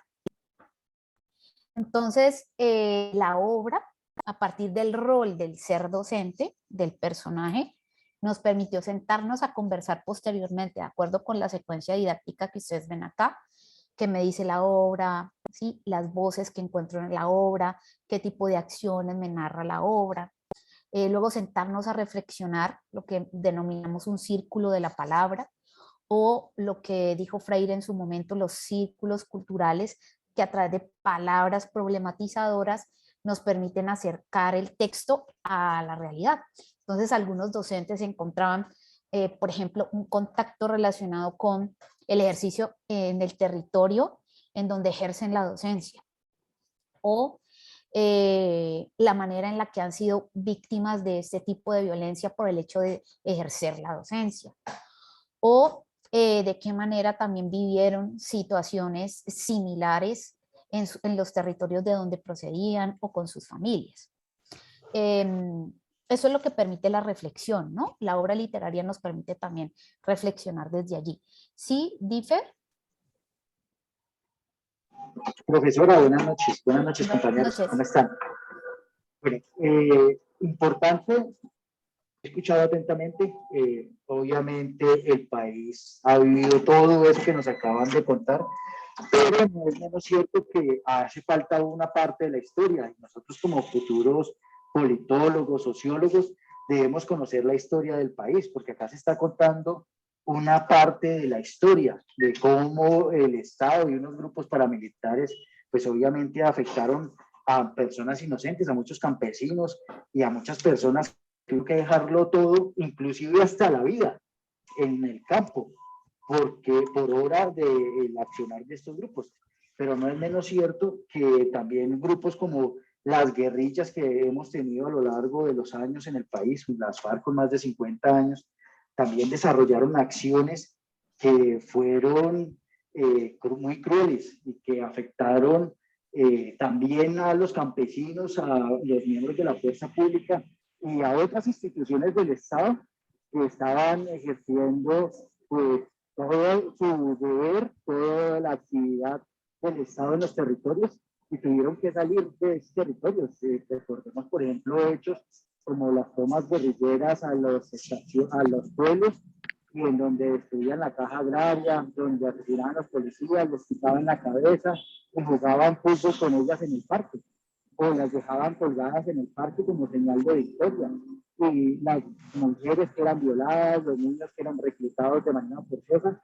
Eso es otra historia que también deberíamos contar del país, porque debemos tener todo el panorama de qué es lo que ocurre en el país, para de esa manera poder nosotros tener claro qué es lo que ha sucedido y cómo desde nuestras carreras podemos aportar para que esto no vuelva a suceder y que Colombia no vuelva a caer en una situación de estas. Y pues obviamente cómo impedir que lo que también estamos viviendo el día de hoy, con tanta violencia, con tanta oposición, con tanta división al interior del país, pues está afectando al país y sobre todo a las clases que son más pobres y más necesitadas en el país. Muchas gracias, profesora. Muchas gracias, Differ, por tu intervención. Sí, tienes toda la razón. De hecho, hay novelas como, por ejemplo, Noticia de un secuestro, escrita por Gabriel García Márquez, en donde trata de narrar a través de esta novela cómo fue el secuestro de Diana Turbay, que pues lastimosamente fue ultimada, fue asesinada. Como les planteaba al inicio de mi discurso, la literatura en general nos permite también hacer esas reflexiones históricas, ¿sí? Yo solamente me he centrado en un tema específico, como lo advertí, que son en los crímenes de Estado. Digamos que ese ha sido mi interés en cuanto a la relación de la literatura y la criminología, pero esta propuesta didáctica o de estudio e investigación se hace extensiva a todas las posibilidades de reflexiones también históricas que nos suscita el conflicto armado interno. Joana. Sí, profe, yo tengo una pregunta respecto a la secuencia didáctica que nos estás mostrando. Quisiera, por una parte, ¿hay suficiente literatura para hablar o sea, es que, bueno, o sea, ya entendiendo que esto está en el marco de la verdad y del esclarecimiento de todo lo que sucedió, ¿hay suficiente texto literario para hablar de todos los crímenes? Bueno, no, o sea, tú que ya lo trabajaste, profe, porque me parece muy importante. Yo soy profesora de literatura y estoy súper interesada en este tema. Sí. Y específico, y una segunda pregunta. Luego de que pues realizan esto, ¿qué se hace con la verdad? O sea, digamos, estamos trabajando, queremos llegar a que todos conozcamos la verdad, pero que, digamos, desde esta específica propuesta que tú tienes, después digamos, de hacer la socialización, de entender, digamos, con el texto qué pasó y que ya, digamos, asumimos específicamente, no sé, algún hecho determinado del texto que yo haya elegido, cuando sabemos la verdad, cuál es el fin de saberla, o sea, qué hacemos después de, no solamente con tu propuesta, pero sí en general, qué hacemos con la verdad. Están muchas. Mi pregunta. Sí, mira, desde estas propuestas pedagógicas de laboratorio y co-creación, particularmente de la que se propone desde la literatura, el objetivo al trabajar esta secuencia didáctica es luego poderse adentrar a socializar, por ejemplo, el informe, ¿sí?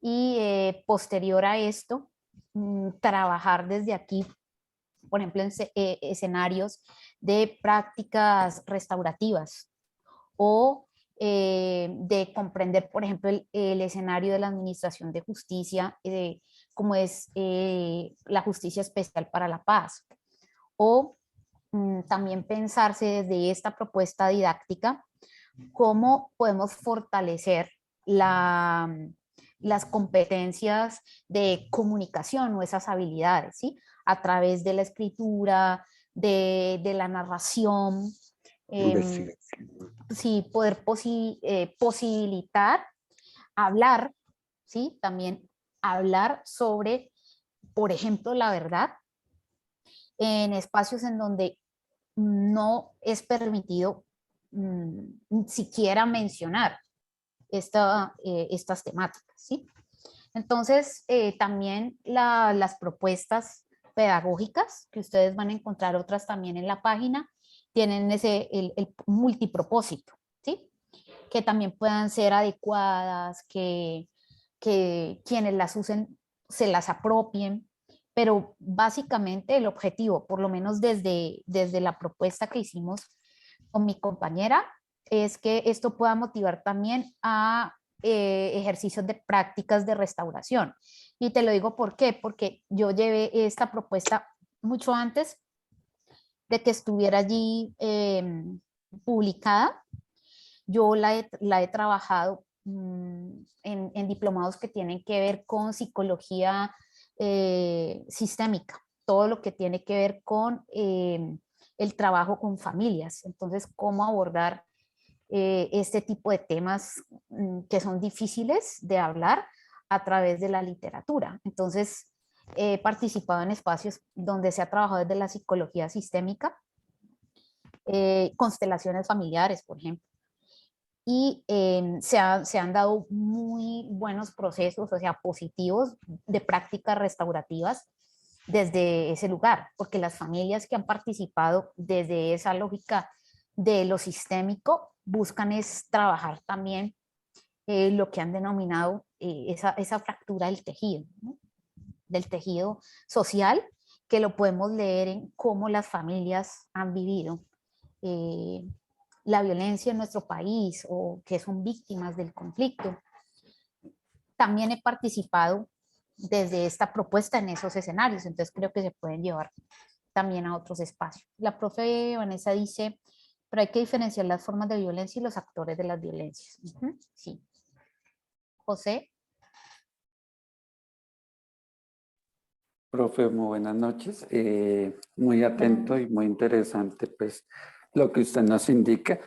Mi participación es, profe, yo trabajo en el IMPEC, soy funcionario uniformado y pues una crítica que pues nos hacen a nuestra entidad, más con lo que hoy pasó en Tuluá, es el tema de la resocialización de las personas privadas de la libertad. Cuando uno revisa en nuestro instituto como lo que usted nos indicaba, todas estas novelas o el marco literario frente al sistema penitenciario, es muy reducido el marco. Digamos que hay algunas novelas o algunos textos que indican la historia del sistema, pero no cuentan o no detallan de cómo era el sistema desde 1914, que es cuando consideramos que es el primer sistema penitenciario como tal, cómo se configura, qué pasaba, ¿sí? Los que hemos trabajado en establecimientos carcelarios sabemos que todo lo que sucede en nuestra sociedad se refleja en los centros penitenciarios. Es decir, por ejemplo, allá en los 90, en los 2000, esta guerra entre izquierda y derecha, entre guerrilla y paramilitares, eso se veía en los establecimientos carcelarios, muertes de un lado y del otro. Y pues lógicamente esa dinámica criminal que ha cambiado, pues así ha cambiado nuestros establecimientos. Con toda esta reflexión, profe, quería, no sé si ustedes como o que veo que la profe está muy con la Comisión de la Verdad, cómo también hacer un llamado de atención al Estado para que en esos aspectos donde no hay como ese registro histórico de nuestra violencia en este tema, el tema penitenciario, se empiece a documentar. ¿Cómo hacerlo? Pues mira, para responder a tu pregunta, hace unos meses salió la reactualización del PLANET, que es el Plan Nacional de Educación en Derechos Humanos. Y uno de los componentes del PLANET está pensado en el trabajo que debe hacerse en conjunto con las instituciones penitenciarias en Colombia, ¿no? Además de que incluya a las personas privadas de la libertad, PPL, también a quienes hacen parte de la institución, particularmente desde la política que ustedes como institución tienen de derechos humanos.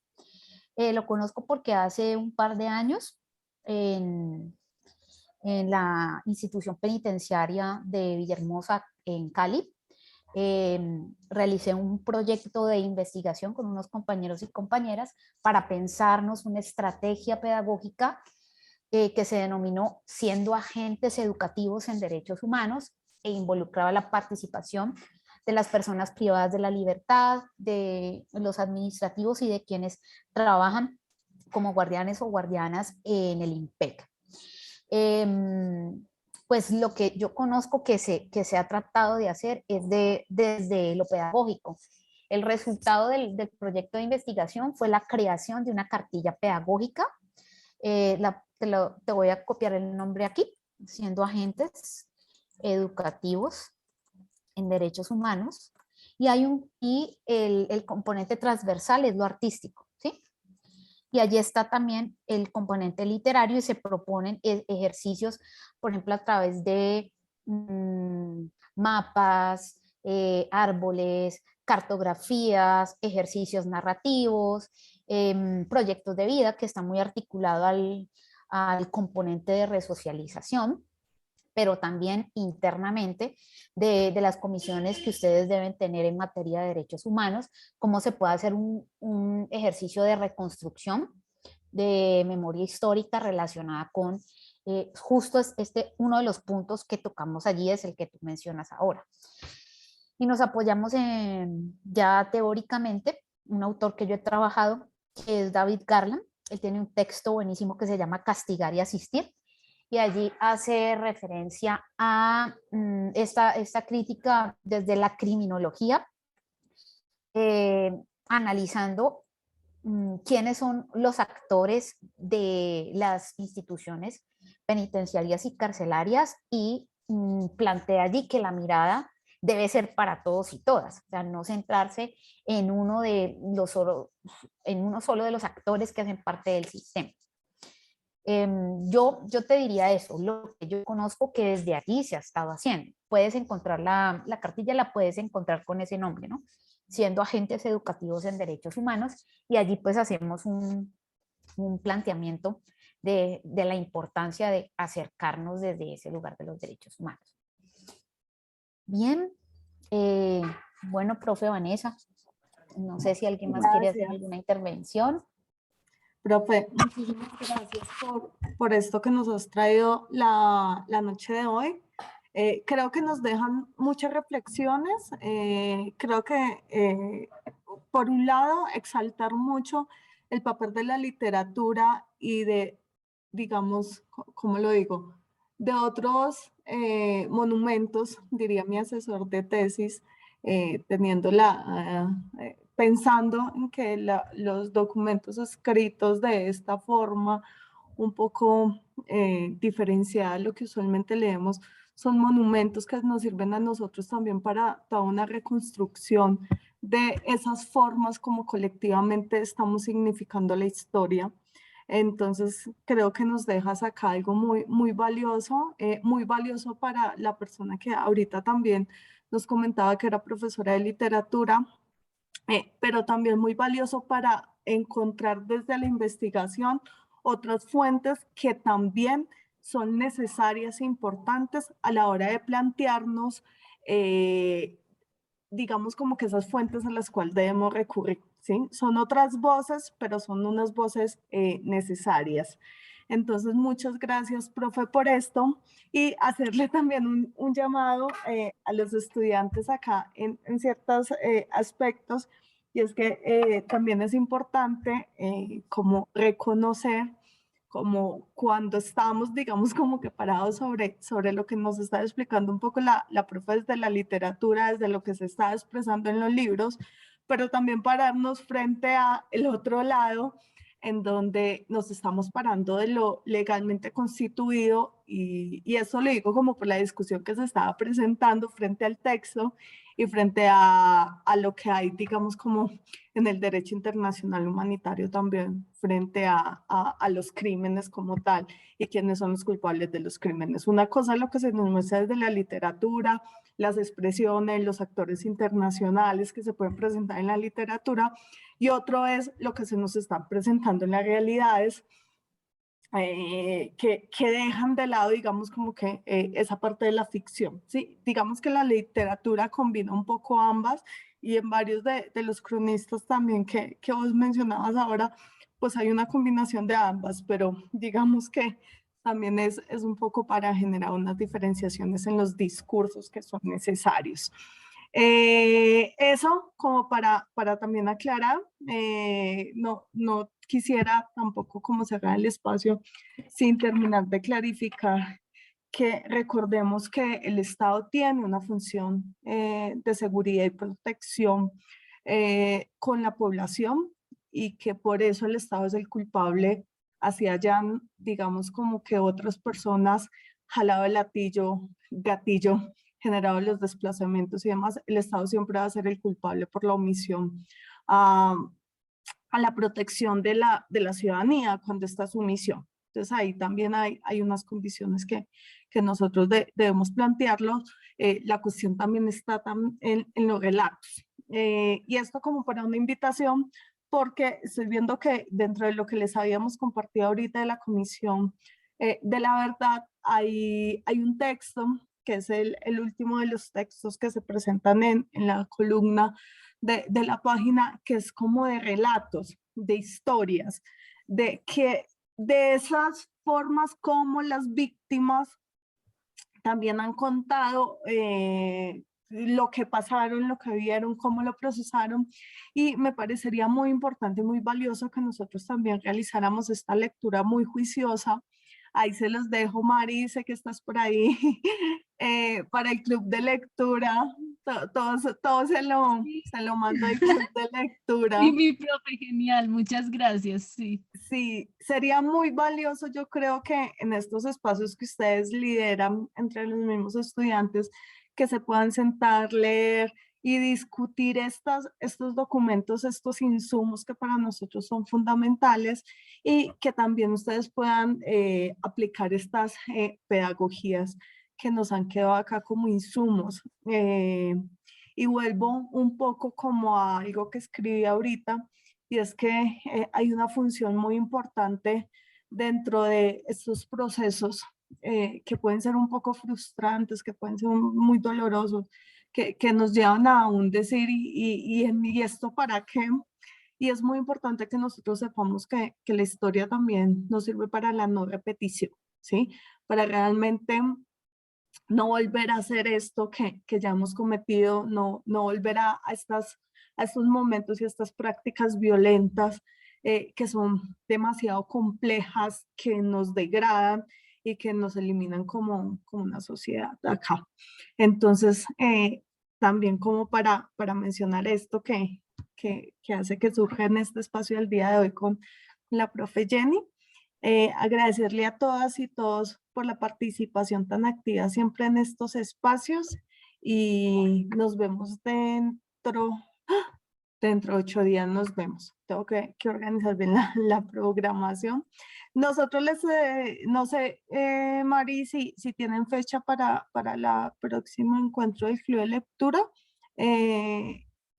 No sé. No, profe, todavía no Ah. la tenemos definida, pero estamos leyendo a Hannah Arendt, entonces está un poquito denso, un poquito largo. La banalidad del mal. Ay, a propósito que dices Hannah Arendt, les voy a recomendar este libro que me lo estoy leyendo. Se llama Relaciones entre el Derecho y la Literatura, una lectura del proyecto. Lo hacen desde Arendt y desde Martha Nussbaum. Aquí está. Buenísimo. Bueno, estamos con los orígenes del totalitarismo, entonces. ¿Sí empezaron ese? Sí, profe, sí empezamos ese y vamos ahí con ese, pero. Claro, van en la primera parte. Chévere.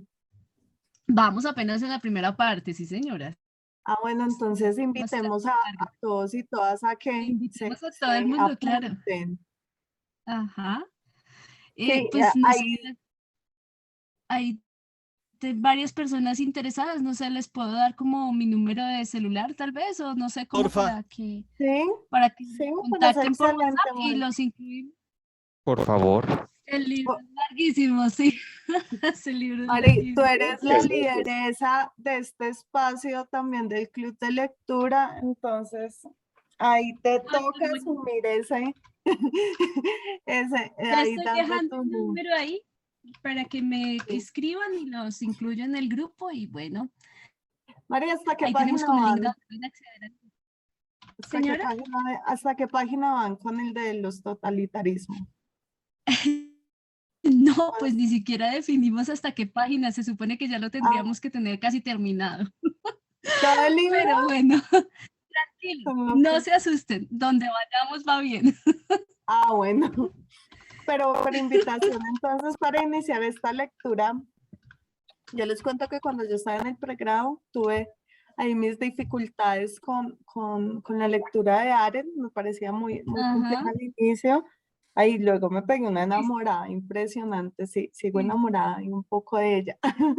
Entonces, no dejen de leerla. Bueno, ya... Ahí está el número para los compañeros que quieran acompañarlos en el club de lectura, entonces me pueden escribir ahí y yo los agrego con mucho gusto. Gracias, profe. Muchas gracias a ti, Mari. Lorena, ¿había levantado la manito? Sí, profe. Dale, Lorena. Levantado, lo bajé, me animé. Buenas noches a usted, profe, por este espacio. A nuestra profesora de hoy invitada.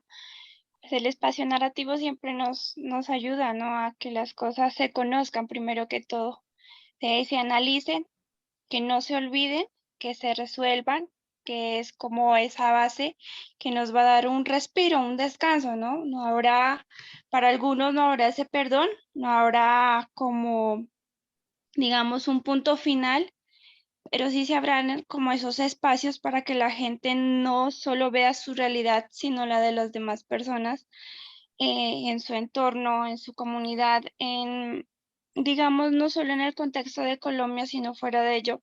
Digamos, esa problemática es tan sentida, tan tocada, pero esa es la magia de la literatura, nos hace explorarla desde diferentes puntos, digamos, desde la poesía, por más cruel que sea, digamos, saca nuestros sentimientos y nos hace reflexionar como seres humanos, que todos debemos de tener un mismo pensamiento de sociedad colectiva, buscar el bien común y hacerlo, digamos, de la forma menos dolorosa.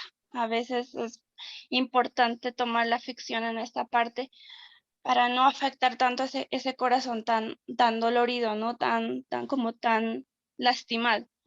Entonces, digamos, pero con esa conciencia de que hay que resolverse, hay que decirse y hay que gritarlo y esta es una forma de hacerlo. La literatura nos permite hacerlo de una forma tan maravillosa que nos llega a todos de esa forma tan sentida y aunque ya desmenuzándola suena tan cruel, ¿no? Dentro de la violencia que se ha vivido y se ha ejercido en nuestro país y en nuestros territorios. Eso, profe. Muchas gracias, Laura. Gracias, Lorena, por esos comentarios también tan importantes y significativos. Profe, Bueno, y es que hay que ver algo, y es que, digamos, la literatura, como decían al comienzo, nos permite, así no hayamos estado en esos mundos o en esos territorios, entrar en esos territorios y de pronto de una manera más, como más sentida, ¿cierto? Entonces, sí. es eso. Muchas gracias, Víctor. Nos vemos entonces dentro de 8 días por el mismo enlace. Muchas gracias a todos y todas por haberse conectado a este espacio el día de hoy. Muchísimas gracias a la profe Jenny y mis felicitaciones por haber participado en un proceso tan bonito y tan valioso para el país.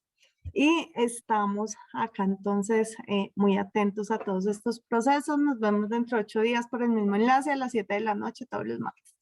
Un abracito, que descansen. Hasta luego, que descansen. Muchísimas gracias, que Dios las bendiga.